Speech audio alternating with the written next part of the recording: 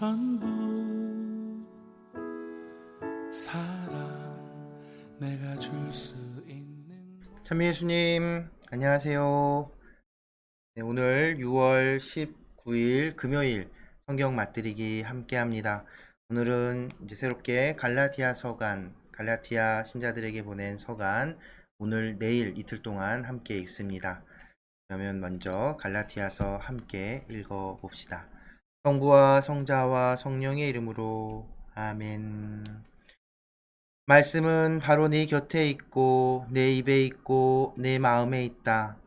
주님, 성령의 빛으로 저희 눈을 여시어 주님의 길을 보게 하시고 저희 귀를 여시어 생명의 말씀을 듣게 하소서. 아멘.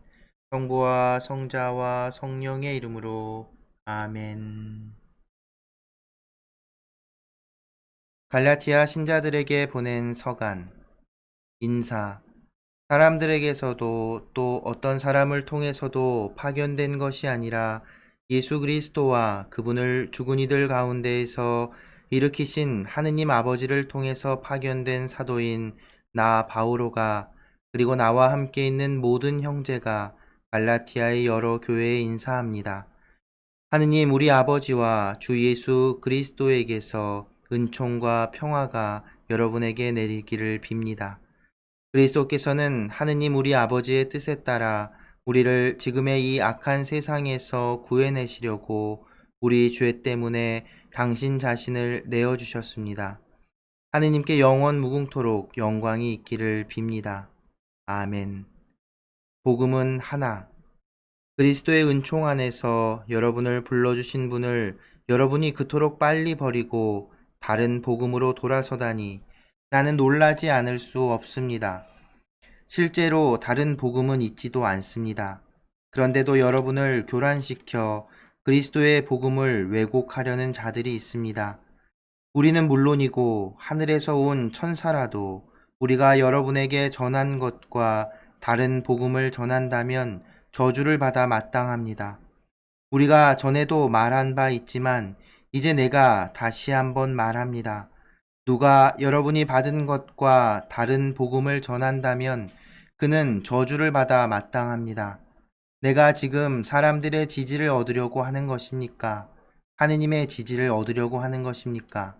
아니면 사람들의 비위를 맞추려고 하는 것입니까?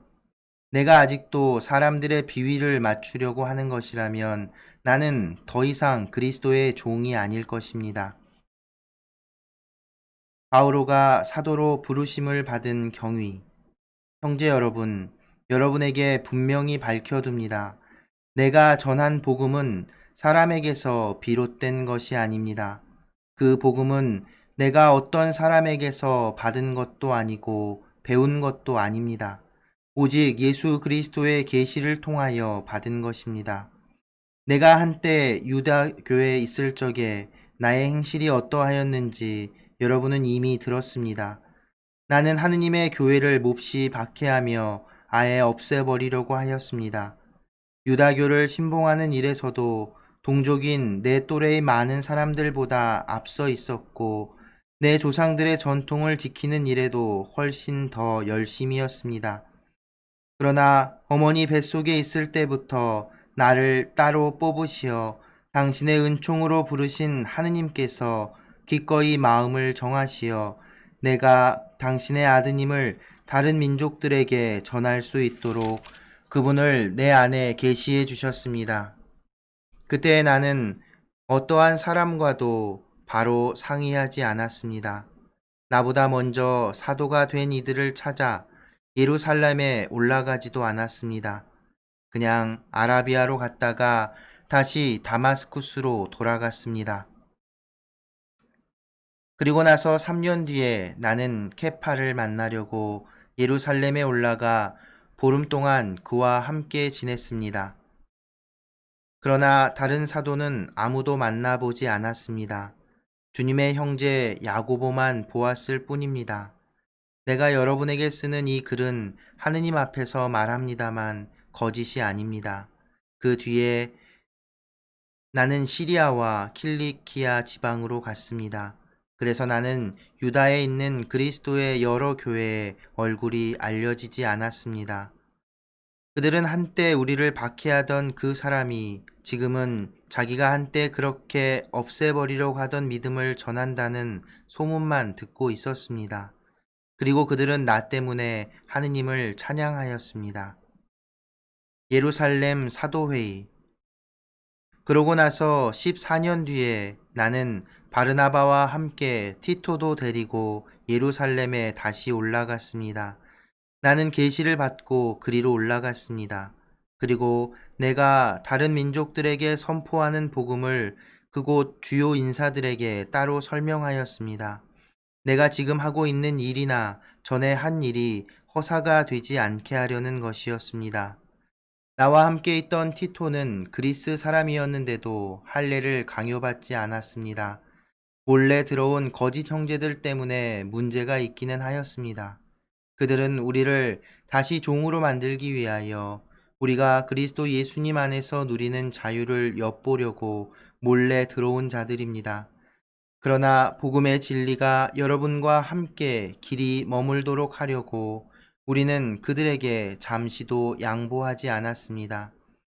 주요하다는 그 인사들 쪽에서는 그들이 한때 어떤 사람들이었는지 나에게는 아무 상관도 없습니다. 하느님께서는 사람을 차별하지 않으십니다.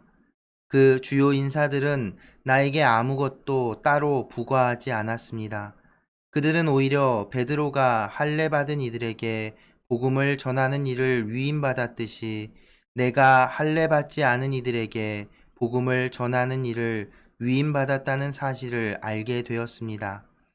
할례 받은 이들을 위하여 베드로에게 사도직을 수행하게 해주신 분께서 나에게도 다른 민족들을 위한 사도직을 수행하게 해주셨기 때문입니다.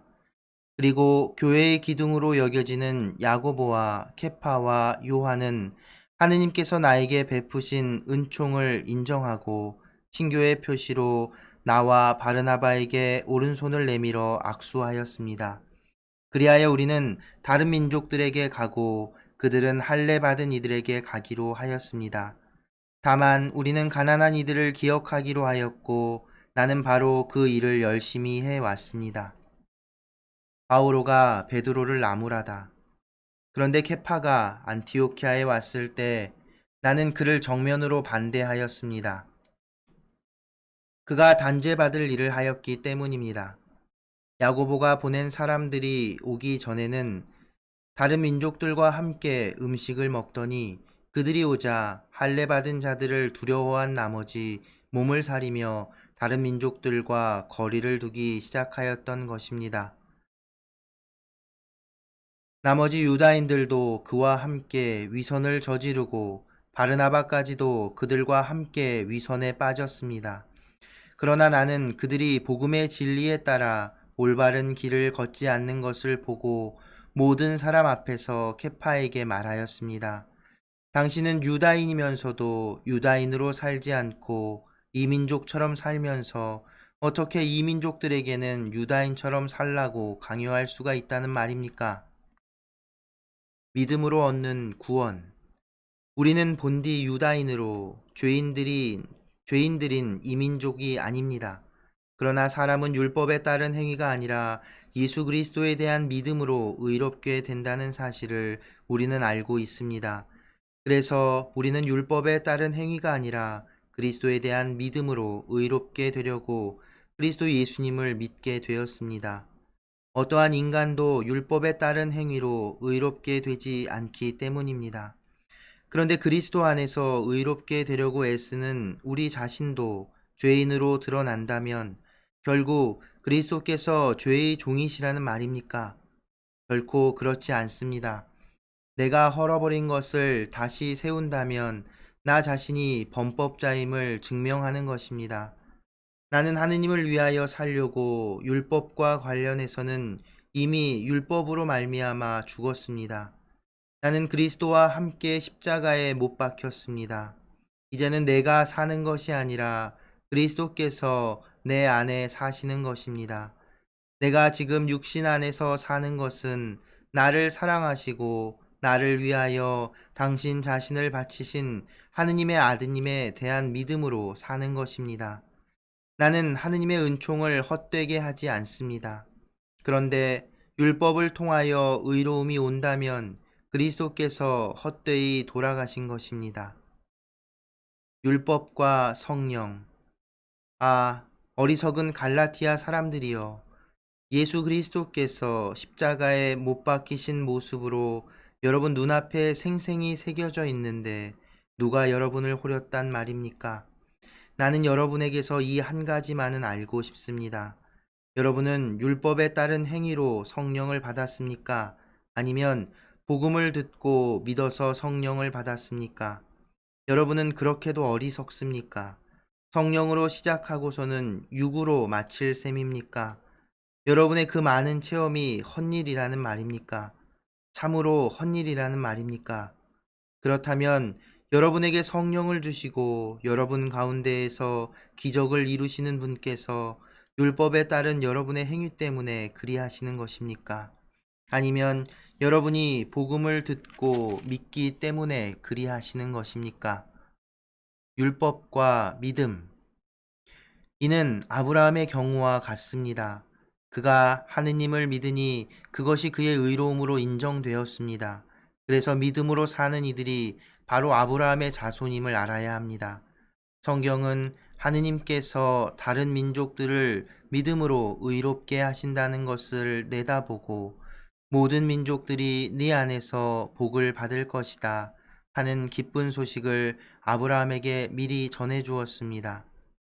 그러므로 믿음으로 사는 이들은 믿음의 사람 아브라함과 함께 복을 받습니다.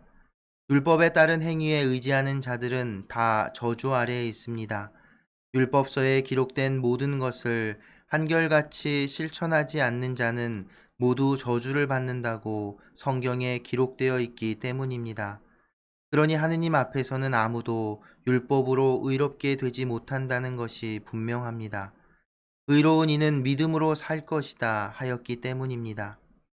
율법은 믿음과는 관련이 없습니다. 그 규정들을 실천하는 이는 그것들로 살 따름입니다. 그리스도께서는 우리를 위하여 스스로 저주받은 몸이 되시어 우리를 율법의 저주에서 속량해 주셨습니다. 성경에 나무에 매달린 사람은 모두 저주받은 자다 라고 기록되어 있기 때문입니다. 그리하여 아브라함에게 약속된 복이 그리스도 예수님 안에서 다른 민족들에게 이르러 우리가 약속된 성령을 믿음으로 받게 되었습니다. 율법과 약속. 형제 여러분, 내가 인간의 관례에 따라 이야기해 보겠습니다. 한 사람의 유언도 옳게 작성된 것이면 아무도 폐기하거나 무엇을 첨가할 수가 없습니다. 하느님께서 아브라함과 그의 후손에게 약속을 해 주셨습니다. 그런데 많은 사람을 뜻하는 후손들에게가 아니라 한 사람을 뜻하는 너의 후손에게라고 하셨습니다. 이분이 곧 그리스도이십니다. 내가 말하려는 것은 이렇습니다.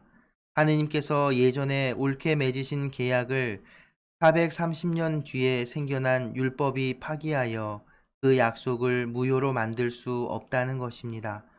상속 재산이 율법에 근거한다면 그것은 결코 약속에 근거한 것이 될 수 없습니다. 그러나 하느님께서는 그것을 약속에 따라 아브라함에게 은혜로이 주셨습니다. 그렇다면 율법은 무엇을 위한 것입니까? 약속을 받은 그 후손이 오실 때까지 사람들의 범법 때문에 덧붙여진 것입니다. 율법은 천사들을 통하여 중개자의 손을 거쳐 공포되었습니다. 중개자는 한 분만의 중개자가 아닙니다. 그런데 하느님은 한 분이십니다. 그렇다면 율법이 하느님의 약속과 반대된다는 말입니까? 결코 그렇지 않습니다.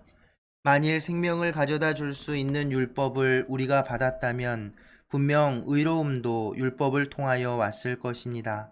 그러나 성경은 모든 것을 죄 아래 가두어 놓았습니다.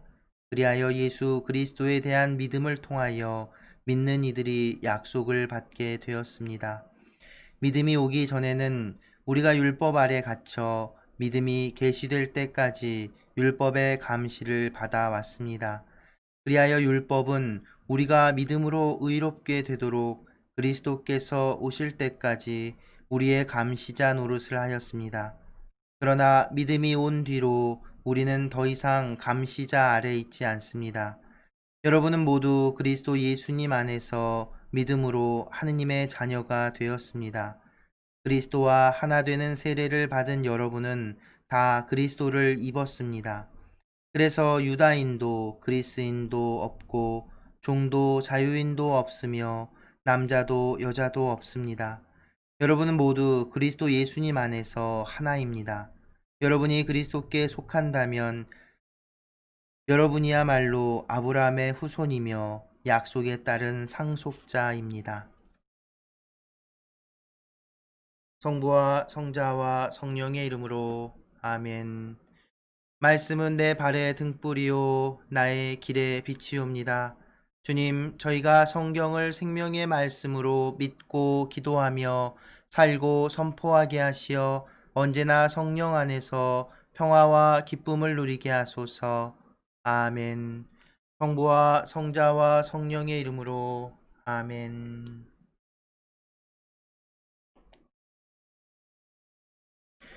네, 오늘은 이제 코린토 후서가 끝나고 어제로 끝나고 갈라디아서 새롭게 읽게 됩니다. 갈라디아서는 이제 6장까지 짧게 돼 있어서 오늘 내일에서 다 함께 읽게 될 텐데요. 갈라디아서의 특징, 다른 서간들하고의 특징이라고 하면 우선은 이 갈라티아가 한 도시가 아니라는 겁니다. 로마인들에게 보낸 편지 읽었고 코린토 사람들에게 보낸 편지 우리가 봤죠. 로마도 도시고 하나의 공동체고 코린토도 한 도시고 그 코린토 공동체의 편지를 보낸 건데 이 갈라티아서는 갈라티아라는 넓은 지역을 칭하는 말이에요. 어떤 한 도시가 아니라. 그래서 인사말에서도 그것을 확인할 수 있습니다. 갈라티아서 1장 2절에 보면 그리고 나와 함께 있는 모든 형제가 갈라티아의 여러 교회에 인사합니다. 이렇게 여러 교회라는 표현을 하지요. 그러면 갈라티아가 또 그러면 어디쯤에 붙어 있는 건지 우리가 또 함께 봐야 되겠죠? 자, 지도를 함께 같이 볼까요?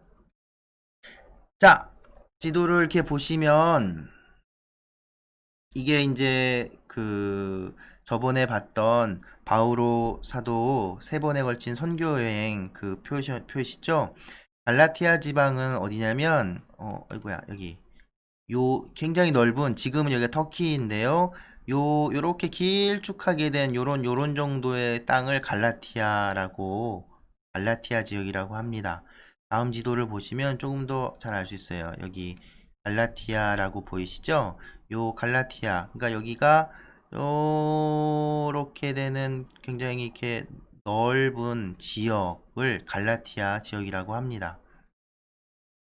또 다른 지도 보면 이제 바울로서도 2차 전도의 선교여행을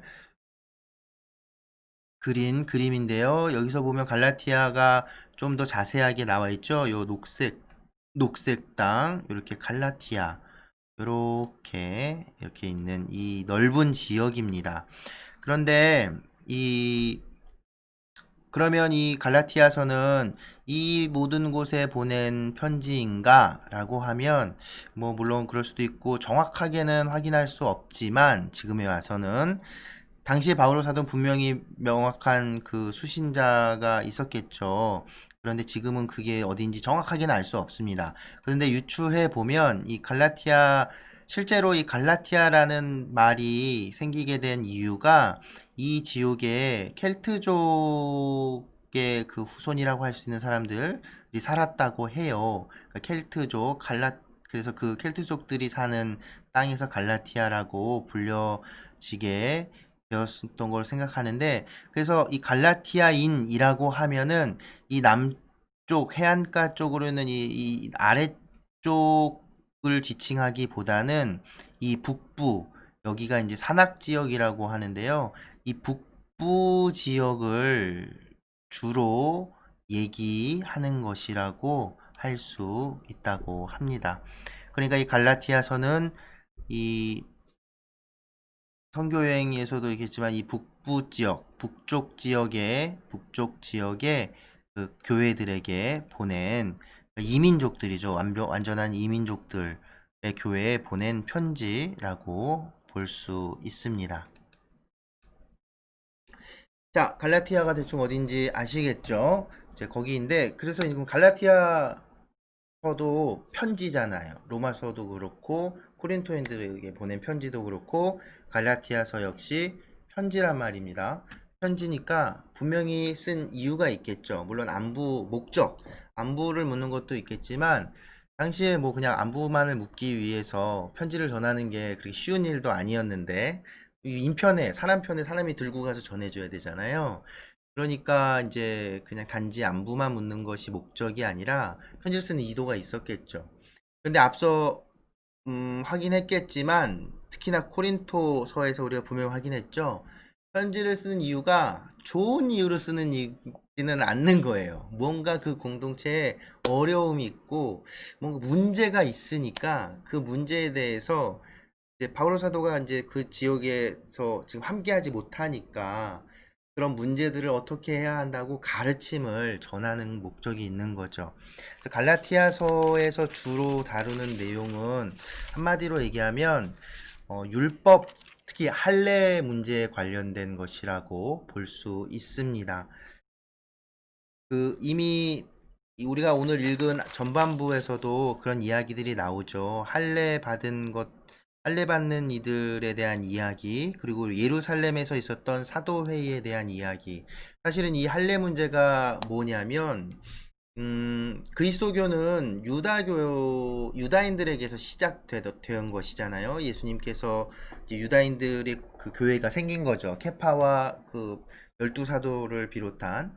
그러니까 이들은 유다의 전통과 유다교를 가지고 있어요. 그래서 사도행전에서도 그 몇 번 언급이 됐었는데 그리스도교를 유다교의 한 분파처럼 생각하는 사람들도 있었던 겁니다. 어쨌든 그리스도교인이 된 유다인들, 유다교에서 그리스도교를 개종한 사람들, 이 사람들이 주장한 게 뭐냐면 여전히 율법을 지킬 것을 주장한 거예요. 그래서 그 중에서도 할례 받을 것을 남자아이들이 아니죠. 할례를 받을 것을 주장을 한 겁니다. 그러니까 이게 근데 쉬운 거는 아니거든요. 당시에 다른 외부인들에게 그 할례를 받으라고 하고 율법을 막 엄격하게 지키라고 하고 하는 것이 이방인들의 선교에 걸림돌이 될 수 있었던 것이죠.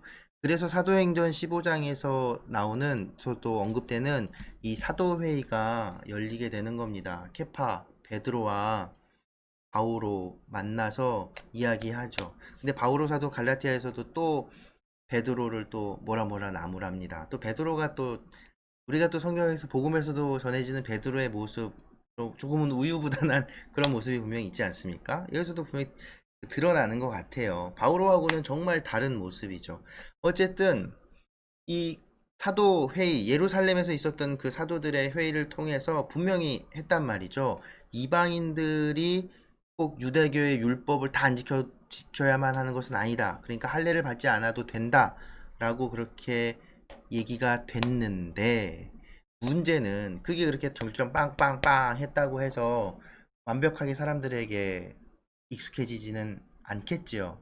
그래서 여기서도 코린토서에서 얘기됐던 것처럼 또 어떤 적대자들이 바오로 사도가 이제 다른 곳으로 선교지로 가고 이 갈라티아 교회들이 바오로가 없이 자기들끼리 있으니까 거기에 이제 또 자기들이 또 선교사라고 하면서 또 자기들도 사도들의 어떤 정통성을 가지고 있다고 하면서 와가지고서는 이 사람들이 유대교의 율법을 지키지도 않고 할례도 받고 있지 않으니까 니네 할례 받아야 된다. 니네 뭐 잘못 배웠다. 이런 식으로 얘기를 했던 거죠. 그러니까 어쩌겠어요.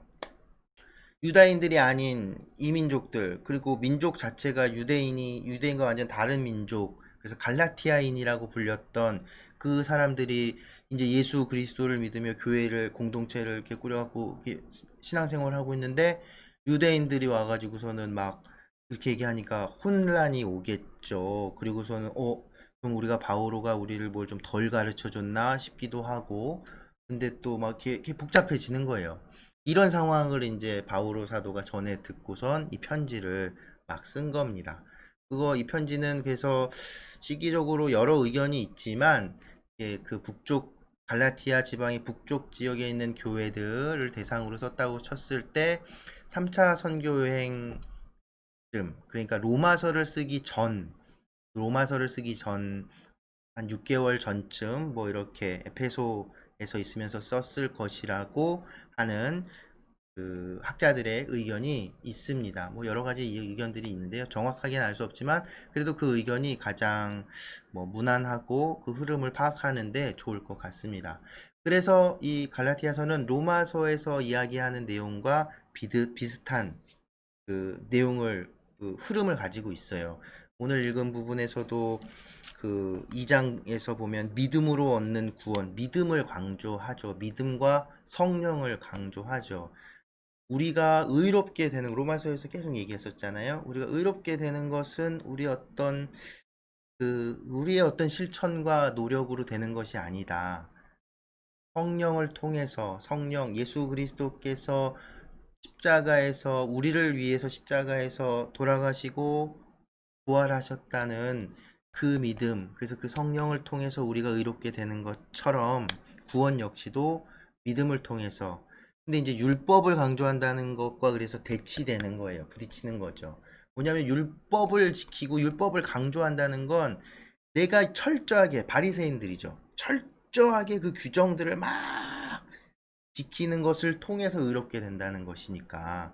그러니까 그것에 대해서 바울은 분명하게 아니다 라고 선언하고 갈라티아서는 바로 그 내용을 중점적으로 이야기하고 다루고 있습니다.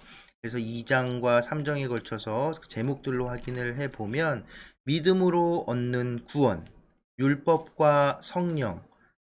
그래서 구원은 믿음으로 의해서 의롭게 되고 구원도 얻게 되는 거고, 그 믿음은 무엇이냐?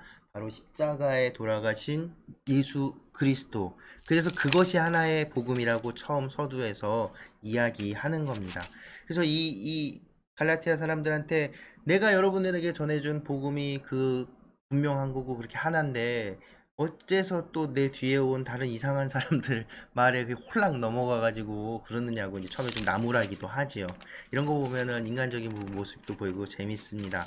그러면서 바오로 사도가 그러니까 자기의 어떤 사도로서의 그 역할, 사도로서의 사명 이런 것들을 강조를 많이 하는데 그 이유가 분명히 있는 거예요. 물론 바오로 사도의 과거 이 박해했던 그런 것도 영향이 있지만 그러니까 반대자들 특히나 보면은 이제 유대교에서 개종한 사람들과 주로 부딪혔던 것 같아요. 그럴 수밖에 없기도 하겠지만 어쨌든 그들과의 부딪힘에서 자기가 온전히 믿는 성령에 의한 그 가르침이 맞다라고 주장하기 위해서는 자기의 어떤 사도적 소명이 그 뭐죠? 확인되고 밑받침되어야 했기 때문에 계속해서 자기가 회심한 이야기도 하고 그래서 내가 그냥 어떤 다른 사람들에게 이 복음을 전해 들은 거 아니고 나는 분명히 부활하신 예수 그리스도 신적인 근거 백그라운드 제 뒤에 이렇게 십자가가 이렇게 있는 것처럼 바오로 사도 역시 어떤 다른 12사도들에게 자기가 전 복음을 전해 들은 게 아니라 부활하신 예수 그리스도께 직접 계시를 받았다라는 것을 계속 얘기를 하는 겁니다. 그래서 베드로도 막 나무라죠. 저거 소신 없이 막 밥 먹었다가 위방인들하고 막 밥 먹었다가 야고보하고 야고보가 이제 유대인들을 보내니까 유대인들 오니까 이제 막 이방인들하고 밥 안 먹은 척하고 막 피하고 이런 모습을 보이는 베드로 사도를 막 나무라기도 합니다. 그래서 3장과 이제 그 뒤로 이어가서는 이제 설명을 하는 거예요. 율법과 성령, 율법과 믿음, 율법과 약속 이렇게 그 율법주의를 배격하는 반대하는 그 구조로 이렇게 세 가지로 이렇게 나눠서 이야기하고 있습니다. 그렇지? 율법에 따른 내 실천으로 우리가 구원을 얻는 게 아니라 성령이 우리에게 내려오시기 때문에 구원을 얻는 것이다. 그리고 율법과 믿음, 그 율법과 믿음 이 부분에서는 아브라함을 끌어들이죠. 유대인들이 맨날 우리는 아브라함의 후손입니다라고 막 자랑스럽게 얘기하잖아요. 근데 바오로 사도의 이 생각에 의하면 그 성령을 통해서 믿게 된 모든 이가 아브라함의 후손이라는 겁니다. 왜? 아브라함이 하느님의 선택을 받고 하느님의 사람이 되고 하느님께 그 약속을 받을 수 있었던 것은 바로 아브라함이 하느님께 대한 충실한 믿음을 보였기 때문이라는 거죠. 그래서 우리는 아브라함을 믿음의 조상이라고 부르지요. 그렇기 때문에 단지 혈통, 육으로만 그 후손이 아니라 믿는 모든 이는 아브라함의 후손이다 라고 말해버리는 거죠. 대단히 놀라운 논리고 유다인들에게 아주 그냥 유다인들을 꼼짝 어쩌면 한편 기분 나쁘게 들을 수도 있겠지만 아무튼 그런 말을 이제 아브라함의 이야기를 예를 들어서도 이제 구분을 지어서 설명을 하고 마지막으로 이제 약속, 구약과 신약, 그래서 이제 구약과 신약 새로운 옛 약속과 새로운 약속의 개념이 나오는 거죠. 율법은 말 그대로 옛 약속이라는 거예요. 그런데 그 옛 약속이 바뀐 게 아니라 여기서 이제 유언의 유언, 인간 세상에서도 널리 사용되는 유언장하고 이제 연결지어서 설명을 하지요. 그런데 그게 파기된 것이 아니라 구약 약속의 실현이 된 게 예수 그리스도다. 그러니까 이 구약을 지금 따르는 것이 중요한 것이 아니라 그 약속에 실현된 예수 그리스도가 바로 그 약속의 실현이고 구원의 보증이고 우리 신앙의 원천이다 라고 설명하는 것이죠. 유대인들, 그러니까 지금 오늘날의 유다교는 그 약속이 아직 실현되지 않아서 그래서 예수님을 그리스도라고 보지 않는 거예요. 유대인들은 아직도 그리스도, 곧 메시아를 기다리고 있는 겁니다. 그러니까 이 차이인 거죠. 그래서 이런 식으로 이제 바오로 사도는 이 다음 뒷부분에서도 이렇게 둘 이렇게 하고 비교하는 형태로 계속해서 설명을 해 나갈 겁니다. 네, 오늘도 함께 해주셔서 감사드리고요. 저는 오늘 사제 성화의 날 이제 행사를 가는데요. 1년에 한 번 모든 사제들이 모여서 그 사제 직무, 부여받은 그 사제 직무의 은총을 확인하고 또 스스로 다시 한번 돌아보는 그런 시간을 갖는 날이기도 합니다. 그래서 저희들, 우리 사제들, 신부님들 위해서 함께 오늘 하루 기도해 주시기를 또 부탁드리겠습니다. 네, 오늘도 좋은 하루 보내세요.